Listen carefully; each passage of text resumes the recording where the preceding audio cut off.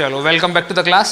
6 question होगा, 7वां देखो बेटा। अब चालू अनुपात दिया है 2.5:1, तरल अनुपात दिया है 1.5:1, चालू दायित्व दे रखा है 70,000 का, और इसमें चालू संपत्ति ज्ञात करनी है तो स्टॉक ज्ञात करना है।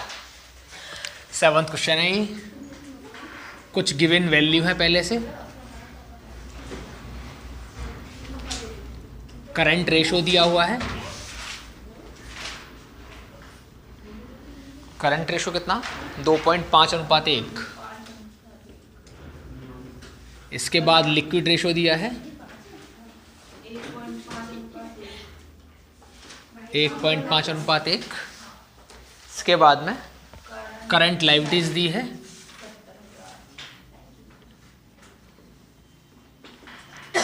70,000 रुपये। पूछा क्या है आपसे? करंट असेट्स पूछी है आपसे और स्टॉक पूछा है आपसे।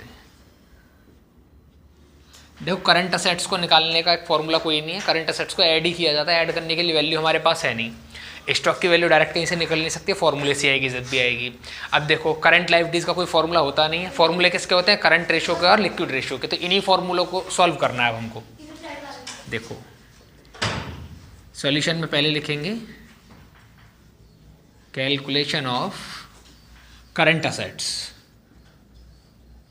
अब करंट असेट्स जो है किस फॉर्मूले से आएगी? बाय करंट रेशो, क्योंकि करंट असेट्स करंट रेशो में आती है। फॉर्मूला लगा दो यहाँ पे। करंट रेशो बराबर क्या है? करंट रेशो बराबर है current assets divide by current liabilities. Current ratio कितना दिया है हमको?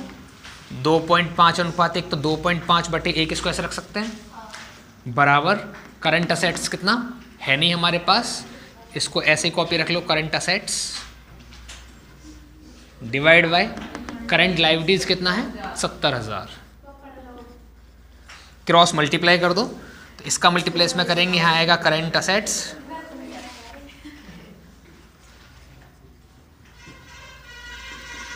इसका मल्टीप्लाई इसमें करेंगे तो 2.5 मल्टीप्लाई हुआ 70,000। करो जरा मल्टीप्लाई।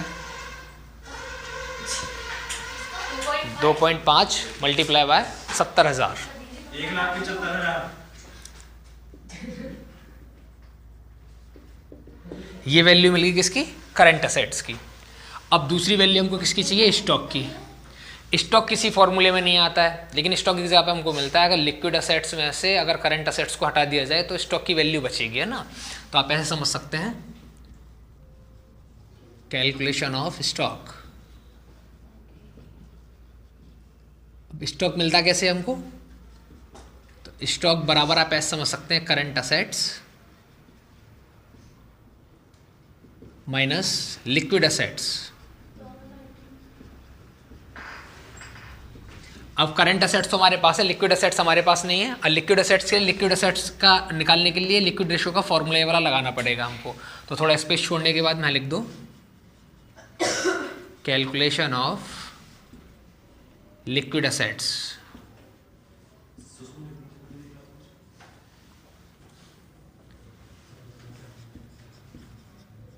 लिक्विड रेशो बराबर liquid assets divide by current liabilities. Liquid ratio दे रखा है हमको 1.5/1 बराबर लिक्विड असेट्स हमारे पास है नहीं, वही हमको निकालनी है, डिवाइड बाय ये कितना है? 70,000 के बराबर। क्रॉस मल्टीप्लाई करेंगे लिक्विड असेट्स बराबर 1.5 मल्टीप्लाई 70,000। इसका आ जाएगा 1,05,000 रुपया। अब देखो इस फॉर्मूले के अकॉर्डिंग करंट असेट्स हमारे पास है, लिक्विड असेट्स है, इन दोनों के बीच का डिफरेंस है वही स्टॉक है। तो स्टॉक बराबर 1,75,000 माइनस 1,05,000 बराबर बचेंगे 70,000 रुपये। ये दूसरा आंसर है। समझ गए बात? ठीक है, चलो 8वां क्वेश्चन देखो। निम्न सूचना से चालू अनुपात ऋण समता अनुपात की गणना आपको करनी है। अचल परिसंपत्तियां दे रखी हैं, चालू परिसंपत्तियां दे रखी हैं, कार्यशील पूंजी दे रखी है और अचल देयता दे रखी है। दो बातें होती है चल और अचल। चल का मतलब होता है करंट, चालू, और अचल का मतलब होता है स्थायी, फिक्स, है ना, नॉन करंट जिनको बोलते हैं।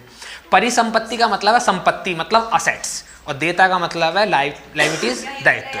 ठीक है, दायित्व, लाइबिलिटीज। देखो 8th क्वेश्चन में क्या क्या वैल्यू गिवन है हमको वो समझते हैं पहले।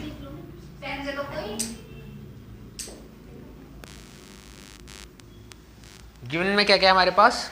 अचल परिसंपत्तियां, इसका मतलब है नॉन करंट असेट्स हैं। नॉन करंट असेट्स को फिक्स असेट्स भी बोलते हैं। कितने रुपए की है? 16 लाख। नेक्स्ट वैल्यू चालू परिसंपत्तियां, इसको बोलते हैं करंट असेट्स। कितने रुपए की है? 4 लाख रुपए। नेक्स्ट वैल्यू कार्यशील पूंजी, इसको बोलते हैं वर्किंग कैपिटल। कितने का वर्किंग कैपिटल है? 2 लाख का वर्किंग कैपिटल है। इसके बाद में अचल देयता, इसका मतलब है नॉन करंट, देयता का मतलब है लाइबिलिटीज, 12 लाख। एग्जाम में आपको यही क्वेश्चन एक बार हिंदी में से किताब में लिखा है वैसे लिखा होगा, और जैसे मैंने बोर्ड पे लिखा है ऐसे अंग्रेजी में, है ना, दोनों तरीके से आपको लिखा होगा एग्जाम में, है ना। तो हिंदी में समझ में ना तो अंग्रेजी में पढ़ लेना, अंग्रेजी समझना है हिंदी में आपको पढ़ लेना। पेपर में आप चाहे जो हिंदी चाहो हिंदी में लिखो, अंग्रेजी चाहो अंग्रेजी में लिखो। हिंदी में कोई शब्द समझ में नहीं आ रहा, नहीं लिख पा रहे हो तो अंग्रेजी में लिख लो, अंग्रेजी में समझ में नहीं आता तो हिंदी में लिख लो। बाई लैंग्वेज मतलब दोनों लैंग्वेज में आप लिख सकते हैं पेपर को, ठीक है। न्यूमेरिकल दोनों लैंग्वेज में कर सकते हैं आप, जो आपका चॉइस है, लेकिन थ्योरी आपको हिंदी में लिखनी पड़ेगी क्योंकि आप यूपी बोर्ड से हैं, हिंदी माध्यम है आपका। चलो चाहिए क्या आपको इसमें से? एक तो आपको करंट रेशो चाहिए, है ना, एक तो आपको चालू अनुपात चाहिए और दूसरा किसका चाहिए? ऋण समता अनुपात। ऋण समता अनुपात को बोलते हैं डेट्स इक्विटी रेशो। अब देखो यहां से यहां तक कोई भी वैल्यू मिसिंग नहीं है, सारी वैल्यू गिवन है, तो इनको निकालने की जरूरत नहीं है। निकालना है क्या हमको? Current ratio. अब करंट रेशो निकालने के लिए सबसे पहले करंट रेशो का फॉर्मूला हमारे पास होना चाहिए, तभी हमको पता चलेगा क्या वैल्यू हमारे पास और क्या वैल्यू हमारे पास नहीं है। अब देखो सॉल्यूशन में कैसे करेंगे इसको, calculation of current ratio. Current ratio को क्या बोलते हैं? चालू अनुपात। करंट रेशो का फॉर्मूला क्या है? करंट रेशो बराबर होता है current assets divide by current liabilities, है ना, चालू संपत्ति डिवाइड बाय चालू दायित्व, तो ये रहने वाला है। अब हमको देखना पड़ेगा इन दोनों में से कौन सी वैल्यू हमारे पास है। देखो करंट असेट्स है क्या कहीं पे? देखो करंट असेट्स दे रखी है, करंट लायबिलिटीज है हमारे पास? नहीं, नॉन करंट है, करंट लायबिलिटीज कहीं नहीं दे रखी है, तो हमको करंट लायबिलिटीज चाहिए। बिना करंट लायबिलिटीज के फॉर्मूला सॉल्व नहीं हो पाएगा। अब करंट लायबिलिटीज निकालने के लिए हमको देखना पड़ेगा, देखो नॉन करंट असेट से करंट लायबिलिटीज आ सकती है? नहीं आ सकती है। करंट असेट से करंट लायबिलिटीज मिल सकती है? नहीं मिल पाएगी। वर्किंग कैपिटल एक ऐसी वैल्यू है जिसके फॉर्मूले में करंट असेट्स भी आता है और करंट लायबिलिटीज भी आता है, तो हमको ऐसे फॉर्मूले ढूंढने हैं जो हमारे पास ऑलरेडी गिवन है वैल्यू उसकी, लेकिन उसके फॉर्मूले में कोई एक वैल्यू आती है जो हमको गिवन नहीं है। तो किसका? वर्किंग कैपिटल का फॉर्मूला है वो। यहां पे कैलकुलेशन कर लेते हैं। देखो calculation of current liabilities by working capital formula.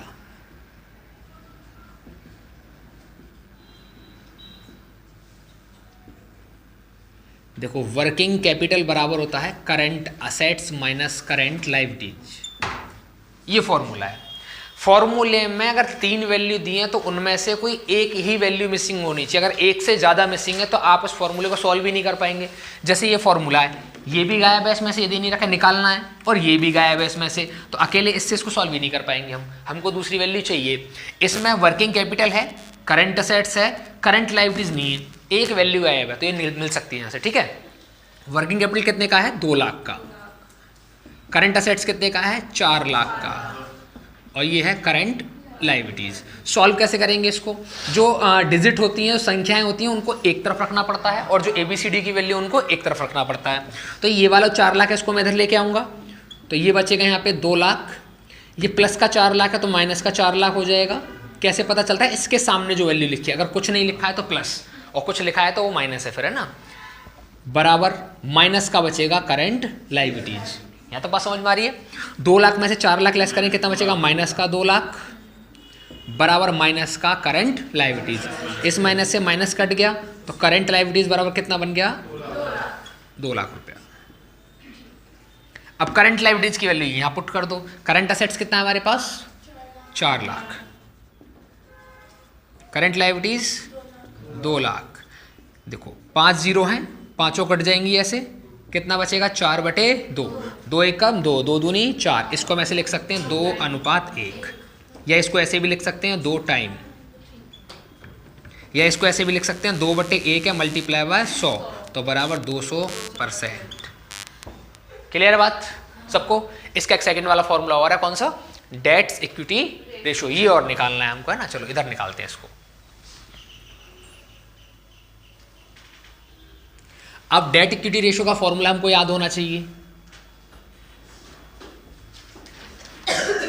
Debt equity ratio का फॉर्मूला है लॉन्ग टर्म डेट्स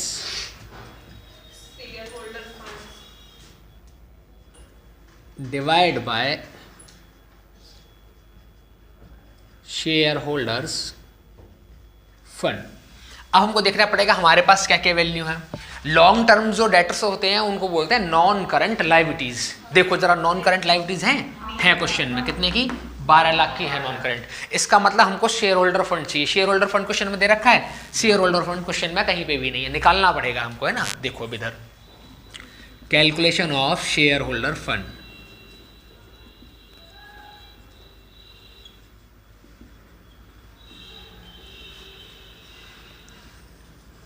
क्या शेयर होल्डर फंड निकालने के लिए कोई फॉर्मूला है? किसी फॉर्मूले में शेयर होल्डर फंड आता है एक फॉर्मूले में ये फॉर्मूला है, तो इसमें तो वैल्यू मिसिंग है, इससे तो निकलेगा नहीं। कोई और तरीका हमको ढूंढना पड़ेगा, है ना। तो दूसरा तरीका क्या है शेयर होल्डर फंड निकालने का? कि आपको एक बात पता है, लायबिलिटीज बराबर के असेट्स होती हैं। बैलेंस शीट में जितना लायबिलिटीज का टोटल रहेगा उतना ही असेट्स का टोटल रहेगा। और लायबिलिटीज में वैल्यू कौन कौन आती है? एक तो शेयर होल्डर फंड आता है, एक नॉन करंट आती है लायबिलिटीज, और एक साथ में करंट लायबिलिटीज आती है। यही तो आते हैं लायबिलिटीज की साइड में। असेट्स की साइड में क्या क्या आता है? एक आता है नॉन करंट असेट्स और एक आता है करंट असेट्स। कहने का मतलब है अगर इधर इन दोनों वैल्यू को रख दिया जाए और जोड़ दिया जाए तो इधर इन तीनों वैल्यू का जोड़ बराबर आना चाहिए। यही तो मतलब है इस बात का, ठीक है। अब हम चेक करते हैं हमारे पास क्या क्या है। क्या हमारे पास नॉन करंट लायबिलिटीज है? क्वेश्चन में नॉन करंट लायबिलिटीज दी है, मिल गया 1 पॉइंट, है ना। अगला चेक करते हैं क्या हमारे पास करंट लायबिलिटीज है? अभी निकाला था हमने करंट लायबिलिटीज 2 लाख, ये भी हमको मिल गया। आगे क्या हमारे पास नॉन करंट असेट्स है? नॉन करंट असेट्स एरिया हमारे पास। क्या हमारे पास करंट असेट्स है? करंट असेट्स भी हमारे पास। इसका मतलब इस पूरे पैटर्न में, इस पूरे फॉर्मूले में सिर्फ एक ही वैल्यू मिसिंग है, कौन सा? Share holder fund. तो आराम से निकल जाएगा ये तो। क्लियर है बात एकदम? चलो करते हैं इसको। क्या क्या है? एक तरफ तो आता है share holder fund plus non current liabilities plus current liabilities बराबर non current assets plus current assets. इन सब की वैल्यू को रख दो आप। देखो शेयर होल्डर फंड की कोई वैल्यू नहीं, इसको मैं शेयर ही रख लेता हूं यहाँ पे ऐसे, इसका नाम प्लस नॉन करंट लायबिलिटीज कितने की है? नॉन करंट लायबिलिटीज 12 लाख, यहाँ रखते हैं 12 lakh. Current liabilities 4 lakh. Current liability 4 lakh नहीं, 2 लाख की बेटा, 2 लाख बराबर non current assets 16 lakh. Current assets 4 lakh. सबको सॉल्व करो, एड लेस करना है सबको बस। देखो 12 और 2 14 लाख तो इधर हो गया, बराबर 16 और 4 20 लाख इधर हो गए। यहाँ तक बात समझ में आ रही है? मैंने बताया संख्याओं को एक तरफ रखना है, ABCD को एक तरफ। तो इस संख्या को हम उधर ले जाऊं तो यहाँ क्या बचेगा? शेयर। शेयर का मतलब है शेयर होल्डर फंड बराबर इस 14 लाख को इधर लेके जाएंगे तो 20 लाख तो पहले से उधर है और ये माइनस का 14 लाख हो जाएगा। कितना बचेगा शेयर होल्डर फंड? 6 लाख रुपए। यही तो हमको चाहिए था जो हमारे फॉर्मूले में काम आएगा वहां पे ऊपर। अब इस फॉर्मूले में वैल्यू पुट कर दो। लॉन्ग टर्म डेट्स कितने के हैं? नॉन करंट लायबिलिटीज ये रहा 12 लाख। यहां लिखेंगे divide by share holder fund कितने का आया है? 6 लाख। 5 जीरो से 5 जीरो कट जाएंगी, कितना बचेगा हमारे पास? 12/6। 6 कम 6 6 दूनी 12। इसको कैसे लिख सकते हैं? 2:1। सेम ही आंसर है। 2:1 लिख सकते हैं, 2 टाइम लिख सकते हैं, 200% लिख सकते हैं। क्लियर है बात यहाँ तक सबको? ठीक है। देखो क्वेश्चन नंबर 9। शोभन कंपनी लिमिटेड के निम्नलिखित विवरण से स्टॉक आवर्त अनुपात परिकलित कीजिए। प्रचालन से आय है, सकल लाभ है, प्रारंभिक स्टॉक है, अंतिम स्टॉक है। देखो हमको निकालना है क्वेश्चन नंबर 9 में स्टॉक टर्नओवर रेशो। ये दिया क्या है हमको? प्रचालन से आगम, इसका मतलब होता है रेवेन्यू फ्रॉम ऑपरेशंस। इसको नॉर्मली सेल्स बोलते हैं हम, जो माल हमने बेचा और उस माल की वजह से। ठीक है, कितना? 3,50,000। इसके बाद सकल लाभ ग्रॉस प्रॉफिट हमको दिया है। कितना ग्रॉस प्रॉफिट है? 1 लाख का ग्रॉस प्रॉफिट है। Opening stock 40,000। हमको ओपनिंग स्टॉक दिया है 40,000। हमको क्लोजिंग स्टॉक दिया है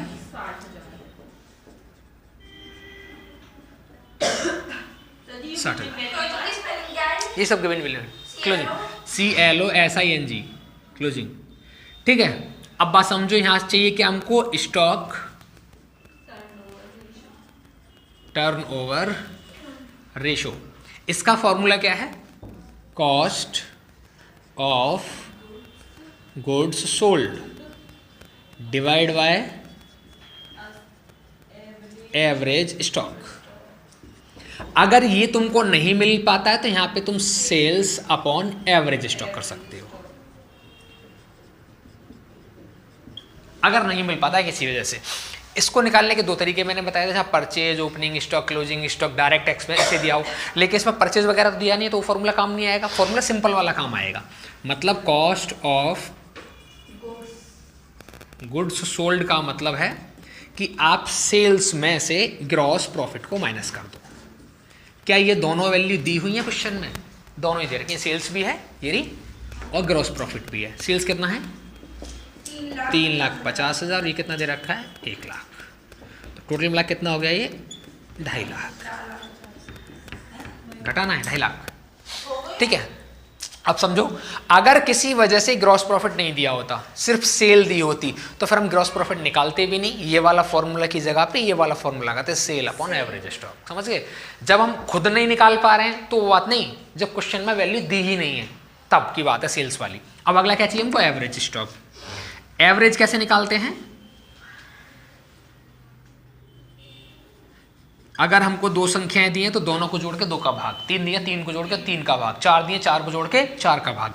एवरेज स्टॉक होता है opening stock plus closing stock divide by 2। Opening कितना है? 40,000। क्लोजिंग कितना है? 60,000 डिवाइड बाई 2। तो 1 लाख का आधा कितना हो जाएगा? 50,000। बताओ, ये बात समझ में आ गई? ठीक है, अब इस फॉर्मूले के अकॉर्डिंग ये वैल्यू पुट करनी है तुमको। देखो कैसे पुट करेंगे। स्टॉक टर्न ओवर रेशो बराबर क्या है? कॉस्ट ऑफ गुड्स सोल्ड कितना है हमारा? 2.5 लाख। यहाँ लिखेंगे 2,50,000 डिवाइड बाई एवरेज स्टॉक कितना है? 50,000। 3 जीरो से 3 जीरो कट जाएंगे, कितना बचेगा हमारे पास? 250 डिवाइड बाई 50। इस जीरो से भी कट जाए, कितना बचेगा? 25 डिवाइड बाई 5। तो 5 एकम 5 5 पंजे 25। मैंने तुमको बताया था कि जितने भी टर्न ओवर के फॉर्मूले सारे के सारे टाइम में लिखे जाते हैं, रेशो में नहीं लिखे जाते। तो कितना आएगा इसका? 5 टाइम। ये क्या बताया आपने, मतलब जितनी संख्या होगी उतने का भाग। हाँ ये दो। ये वाला एवरेज का मतलब क्या है, ऐसे मैंने लिख दिया 10 20, इनका एवरेज निकालो, एवरेज निकालने के बाद दोनों को जोड़ो, कितना हो गया 30। तो 30 का करना है दो संख्या से, मतलब 2 का भाग, तो कितना आ गया एवरेज 15। मतलब ये ए ने दिया, ये बी ने दिया, तो एवरेज कितना मिल रहा है। हाँ, एवरेज का मतलब है एक आदमी पे कितने रुपए पड़े एवरेज में, औसत कितना मिल रहा है ना। जैसे मानो 500 रुपये खर्च हो गए और 10 लोग हैं वहाँ पे, तो सबके हिस्से में कितना कितना रुपया आया, 500 डिवाइड बाई 10। अगर 5 लोग हैं तो 500 डिवाइड बाई 5, 2 लोग हैं तो 500 डिवाइड बाई 2, ऐसे समझ गए। तो यहाँ पे कितनी वैल्यू, 1 और 1 2, तो 2 का डिवाइड है। अगर 3 होते हैं 3 का डिवाइड, 4 होता 4 का भाग, ऐसे। क्लियर बात एकदम, ठीक, कर लो नोट डाउन से।